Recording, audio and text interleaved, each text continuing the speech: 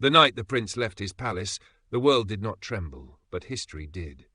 Beyond the silk curtains and oil lamps, the city slept in safety, unaware that its most protected soul was awake. Prince Siddhartha stood still, listening to his own breath, heavy with a question no crown could silence. He had been chosen from birth, wrapped in gold, shielded from sorrow, promised dominion over men and land.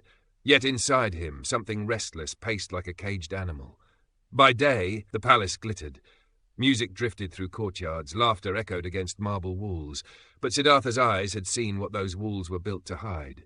An old man bent beneath time, a sick body trembling with pain, a lifeless form carried away without ceremony, and finally a wandering ascetic, empty-handed, yet strangely at peace.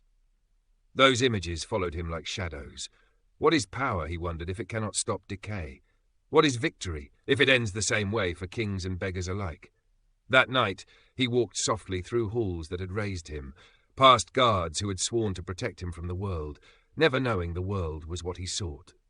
He paused beside his sleeping wife, his newborn son's tiny hand curled in instinctive trust. His chest tightened. This was the final chain. This was the true test. To stay was comfort. To leave was loss. And yet, to stay meant never answering the question that burned within him. Siddhartha stepped into the darkness. The road beyond the palace was cold and unwelcoming. His jewels were gone.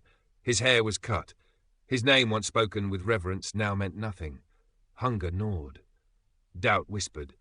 There were days he nearly turned back, days when enlightenment felt like a cruel illusion and suffering felt endless. But he kept walking. He sat beneath scorching suns and freezing stars. He pushed his body to the brink, then learned that pain alone was not wisdom. And finally, beneath a quiet tree, with the earth as witness, he stopped running. There, in stillness, he faced every fear, every desire, every illusion he had fled, and let them pass. When dawn broke, the man who rose was no longer a prince. He was awake.